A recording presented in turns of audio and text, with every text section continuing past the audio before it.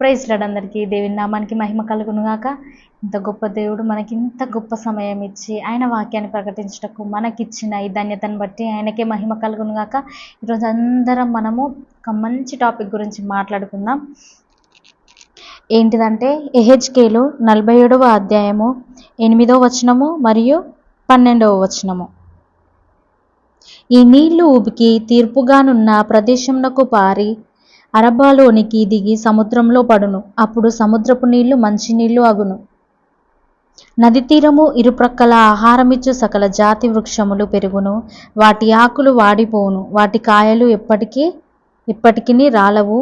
ఈ నది నీరు పరిశుద్ధ స్థలములో నుండి పారుచున్న గనక ఆ చెట్లు నెలకు కాయలు కాయును. వాటి పండ్లు ఆహారమునకు, వాటి ఆకులకు ఔషధముగాను వినియోగించును. ఎంత గొప్ప వాక్యము దేవుడు ఇక్కడ మనకు వ్రాయించాడు. ఆ జీవజల నది, ఏదైతే జీవజల నది ఉంటుందో అది చెడ్డ నీళ్లను కూడా మంచిగా చేస్తాయంట. అంటే మనకున్న చెడ్డ ప్రవర్తన కూడా మంచి ప్రవర్తనగా చేయగలదు. అంత శక్తి ఉంది ఈ జీవజల నదికి. అలాగే ఈ జీవజల నది ఉన్నప్పుడంట మంచి ఫలాలు ఇంకా మంచి కాయలు నెలకు ఇస్తాయంట. ఒకసారి మనం జ్ఞాపకం చేసుకుందాం. ప్రతి ఒక్కరి దేవుని బిడ్డలలో ప్రతి ఒక్కరికి మన దాంట్లో జీవజల నది ఉన్నది.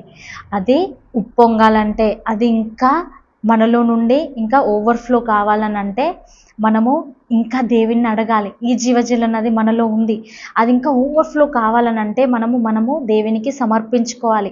మీ హృదయపూర్వకంగా మీ మనస్ఫూర్తిగా దేవునికి సమర్పించుకున్నప్పుడు ఆ జీవజల నది అనేది మనలో ఓవర్ఫ్లో అవుతుంది.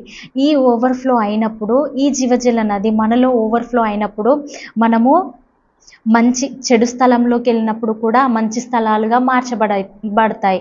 ఎలాగైతే మారాను మధురంగా మార్చిన దేవుడో ఈ జీవజల నది ఓవర్ఫ్లో అయినప్పుడు మనకున్న ప్రతి ఒక్క శ్రమను, మనకున్న ప్రతి బాధను దేవుడు ఆశీర్వాదకరంగా మారుస్తాడు. సో మీలో నాలో ప్రతి ఒక్కరిలో ఈ జీవజల నది ఉంది కాబట్టి మీరు ఎక్కడైతే అడుగు పెడతారో ఆ స్థలం మీదవుతుంది. ఎవరైతే లోకంలో బాధగా, దీనత్వంలో, పేదరికంలో ఎంతమంది ఉన్నారో ఈ జీవజల నది ద్వారా మీరు వాళ్ళను చేర్చుకోగలరు. ఎంతమందికి మీరు అన్నం లేని వాళ్ళకు అన్నం పెట్టగలరు, చనిపోయిన వాళ్ళను లేపగలరు. ఈ జీవజల శక్తి, ఈ జీవజలము ఓవర్ఫ్లో అయినప్పుడు చనిపోయిన వాళ్ళను కూడా లేపగల శక్తి దేవుడు మనకి ఇస్తాడంట. ఈ జీవజల నది మీలో ఉంది కదా, మీరు యూటిలైజ్ చేసుకోండి. ఏ ఒక్కరూ దీన్ని నిర్లక్ష్య పెట్టకూడదు. ప్రతి ఒక్కరు మీకు దేవుని సమర్పించుకోనండి. మీరు దేవునికి సమర్పించుకున్నప్పుడు ఈ జీవజల నది మనలో ఓవర్ఫ్లో అవుతుంది. అది ఓవర్ఫ్లో అయినప్పుడు ఇతరులకు మనము ఫలభరితంగా, ఆశీర్వాదకరంగా, గొప్పవారిగా కనిపిస్తాము. అలా దేవుడు మనల్ని ఆశీర్వదిస్తాడు. ఈ జీవజల నది మనలో ఉన్నప్పుడు ఎవరైతే నిన్ను చిన్న చూపు చూసారో, ఎవరైతే మిమ్మల్ని చిన్న చూపు చూసి మిమ్మల్ని నానా మాటలు అన్నారో వాళ్ళ ఎదుట ఈ జీవజల నది ద్వారా, ఈ ఓవర్ఫ్లో ద్వారా మీరు గొప్పగా ఆశీర్వదించబడతారు. ఈ జీవజల నది వలె ఆనాడు ఆ పేతురు, యోహాన్లు ఆ కుంటి వారిని లేవనెత్తగలిగారు, ఆ కుంటి వారికి నడకనివ్వగలిగారు. ఈ జీవజల నది వలనే ఆ ఎస్తేరు 3 days ఫాస్టింగ్ ప్రేయర్ ఉన్న వ్యక్తులను, ఆ రాజ్యంను కాపాడుకుంది. ఈ జీవజల నది ఓవర్ఫ్లో అయింది కాబట్టే ఆ మోషే ఆనాడు ఆ ఎర్ర సముద్రంను పాయలుగా చేయగల శక్తివంతుడై ఉన్నాడు. సో ఈ జీవజల నది ఆ మోషేకి, ఆ పేతురుకి, ఆ యోహానికి ఉన్న జీవజల నది మనకి దేవుడు ఉంచాడు కాబట్టి మనము కూడా దెయ్యాలను వెళ్ళగొట్టగల శక్తి ఆ జీవజల నది ద్వారా మనకి ఉన్నది. ఈ జీవజల నది మనము ఓవర్ఫ్లో చేయాలనంటే మనము దేవునికి సమర్పించుకోవాలి. ఆ దెయ్యాలను మనం వెళ్ళగొట్టగలము. అనారోగ్యంతో బాధపడుతున్న వాళ్ళని ఆరోగ్యంగా చేయగలము.